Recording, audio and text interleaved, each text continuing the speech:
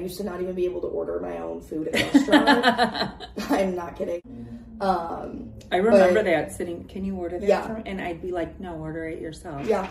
And you wouldn't. I had no choice but to talk to people when I started shampooing. And then really when I worked at the desk answering the phone, like I had no choice but to answer it. So yeah, definitely helped me come out of my shell. And like any of my friends will tell you, like I can talk to a brick wall now, which is a good thing. I mean, mainly just like the people interaction and like coming out of my shell and being more confident, because like I said, I can talk to a brick wall. Like my whole career path is talking to people. I'm a recruiter. So I feel like I don't know if I would have fallen into that like niche of HR, like followed that path had I not had the experiences at the salon, because I was so shy beforehand. So, I mean, I guess in that way. Hi, I'm Jennifer Janish, owner of Adored Salon and Adored Signature Hand-Tied Hair Extensions. I'm obsessed with curly hair. I cut it, style it, and extend it, and this podcast is all about my curly girl obsessions that stretch far beyond just curly hair. Hey there, it's me, Jennifer, from the Curly Girls Obsessions. And for the next 2 weeks, I'm going to be interviewing my kids, asking them key questions about working with me at Adored Salon and doing all the things in the salon. So I hope you enjoy these episodes of the Curly Girls Obsessions, because lots of you have asked about my family, and now's your time to see how we all interact and all the kind of fun that we've had together working. Today, I'm doing a podcast here with my daughter, Karina. She also has worked in the salon since she was 12. Now she's away at college, and she would sometimes come back in the summer, or always come back in the summer. Until now this year, she's got a big girl job that she's going to after she graduates. And I'm just going to ask her a couple questions like I did last week with my other two kids about working in the salon with me and what that was like, so you guys could get like a bird's eye view if you are a student in training or just purely watching it for entertainment, or possibly a stylist that wants to come in and work at Adored. All right, Karina, tell us about your experience at Adored. Just a quick little overall of the things that you did while you were there. So I started, like she said, when I was 12. I think it was either 6th or 7th grade. And I was a shampoo girl. So did that, shampooed a lot of people, cleaned all the things, which was fun. But then, when was it? I think my sophomore year of high school when COVID hit, I transitioned to the receptionist. And then worked as the receptionist for a while, so fielding calls, booking appointments, checking people out, managing the inventory, things like that. And then every time that I've come home for the summer and worked here and there, it's been a mix of the two. So social media too. I ran the social media for a while and was commenting on other people's posts, things like that. So I've really done it all other than do hair. So. And this daughter did not fall asleep while working on social media. No, I did not. But you do owe me 10 hours. Yes, I do. So, do you remember, like, what tasks or things or situations did you love most about working in the salon? I'd say probably interacting with the clients, because the longer that you work there, like, you start to build relationships with these people and, like, feel like they're your friends. And I mean, I can shout out Sue Ellen. Sue Ellen is always asking about my life and wanting updates and knowing what's going on. So like you build friendships working there with the clients, which is super fun. So I'd say that's probably like my favorite part, is interacting with the clients. Do you think that working there helped you come out of like a shell? 100%. I used to not even be able to order my own food at a restaurant. I'm not kidding. And it went on for far too long. I remember that sitting, can you order that from? And I'd be like, no, order it yourself. Yeah. And you wouldn't. I had no choice but to talk to people when I started shampooing. And then really when I worked at the desk answering the phone, like I had no choice but to answer it. So yeah, definitely helped me come out of my shell. And like any of my friends will tell you, like I can talk to a brick wall now, which is a good thing. But it's so funny because London and Brad, who I've interviewed so far, have also said the same exact thing. Like, did you feel any pressure being my daughter? Yeah, I mean, I didn't want people to think that like just because I had the job because I was your daughter that I wasn't going to work just because like I was given it. So it definitely did make me work harder, especially when I was on the front desk too, just because there is a lot to manage up there and make sure that the phones are being answered at whenever the phone rings and making sure that appointments are being booked properly.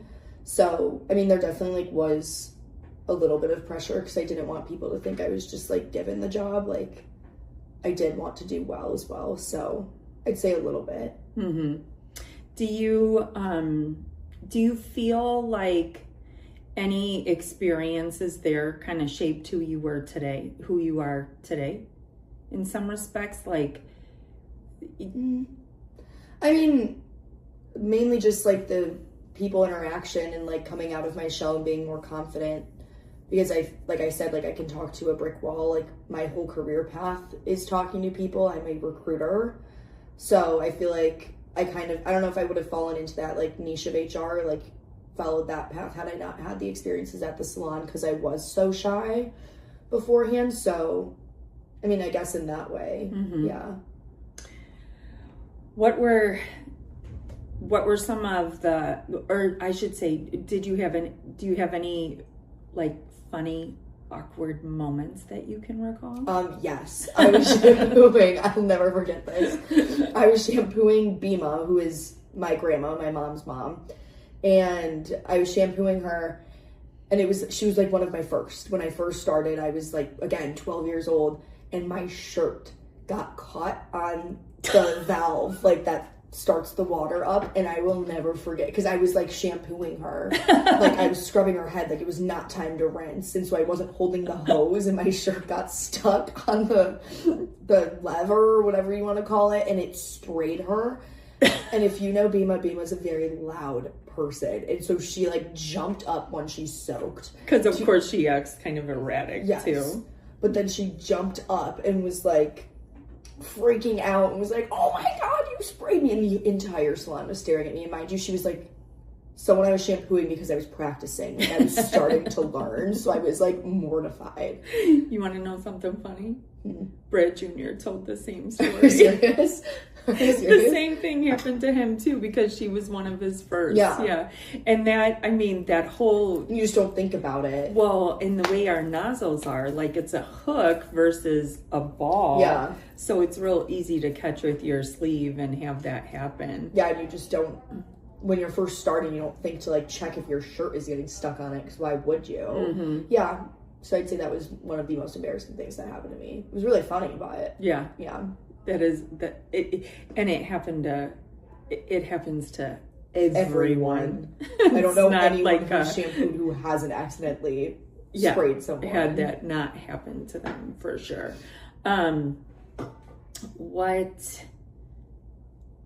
What else? What awkward moments, funny things, controlling your emotions in the salon? What about it? I feel like working there really helped you with that. Yeah. Do you remember when your car got hit like 2 days after you got it? God. Yeah, I got my first car when I was 16 years old, was so excited, loved it, still have it to this day. Yeah, it was parked at the salon and a client hit my, or no, it was the people next door that own owned the business next door to us. They hit my brand new car. All of a sudden, there's a commotion. Everyone's looking out the window, and everyone's like, someone's car just got hit. Someone's car just got hit. I don't think it's mine. I'm like, that sucks. And then someone's like, who has the black Cadillac? And I was like, you've got to be kidding me. I freaked out. And I had to run to the back room, and I cried because I was like, I can't even go look at it. Like, I was freaking out. And I'm so sympathetic. She was like, knock it off. I did have a problem with crying at the salon. I used to be like the world's biggest crier in high school though. Like one thing could happen, like so tiny, like not a big deal, and I'd like freak out. Do you remember, like, I'd be standing at my chair working, and my chair is in a section of the salon that's kind of off and on its own. And then right next to my chair is our color room. So kind of a place where people would hide if something was, you know, going down emotionally or whatever.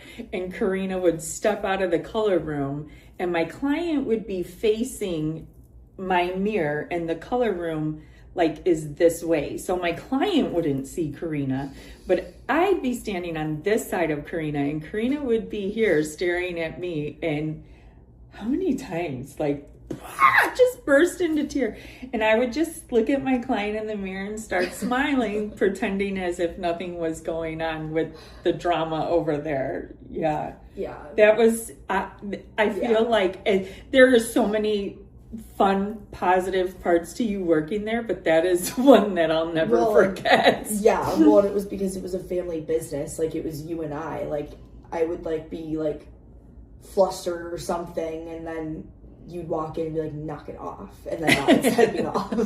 Right, you can't control my emotions. I was so dramatic in high school. You know, me and Miley had that conversation in the truck yesterday, literally, like, me being like, get it together. You stop it. You can't control my emotions. I'm like, you need to learn how to control your emotions. She will. She works at the salon. So right. There's none of that. Yeah, I was pretty bad at that. I got better though. I don't cry like ever. So good. Good. I'm proud of you. I can't be crying at my big girl job. Right? No. That's pretty awesome. Getting that heart of steel. Okay. Next question. I asked Brad this question, and he was like, wow, Mom, that's a really good question. And I'm going to hope that I don't butcher it when I'm asking you. But, like, as far as the salon goes and it being a family business, what kind of legacy would you hope that it leaves? Or, because you would leave a legacy, right? So what would be your response to that? I mean, like, legacy-wise, like, I would like it to stay in the family. I think it'd be great to see London one day take it over and grow it into her own thing. But also, like, seeing how the salon could potentially grow, like, legacy-wise, I think it'd be cool to expand the salon and have, I know we like it small and how we have it right now, but, like, I think it could be cool to see how much we could grow and how the extension line can grow, too.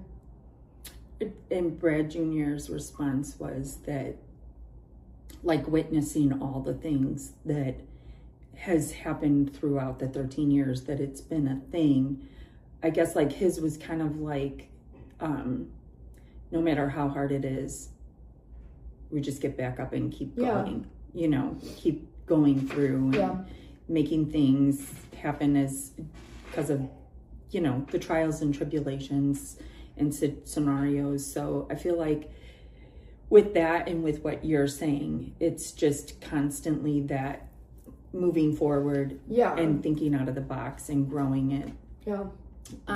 What else would you like to add? Salon's a great place to work.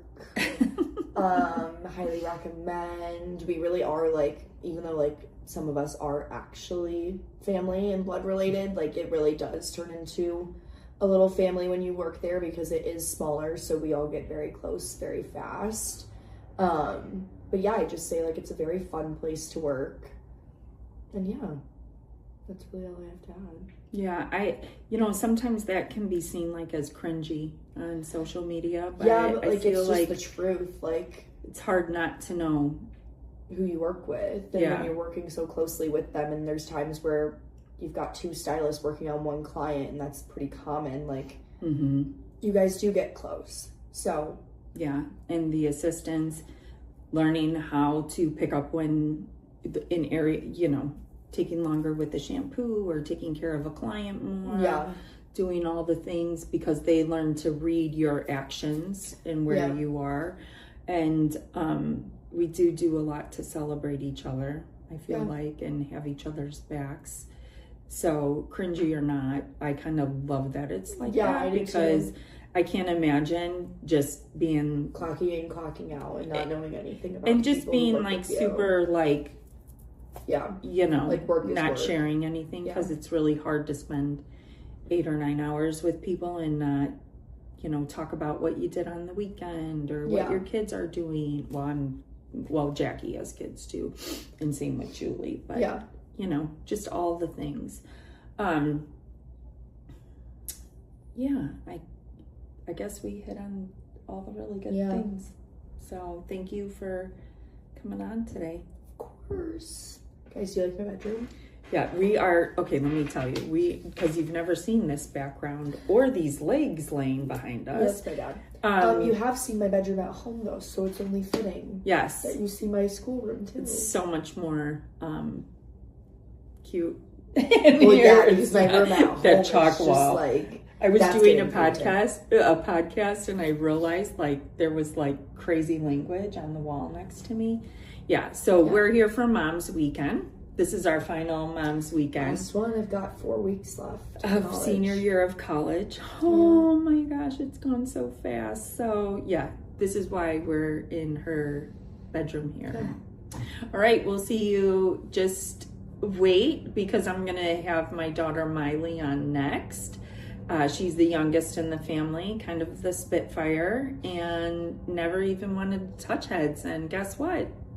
She's doing it. All right, we'll see you with the next one.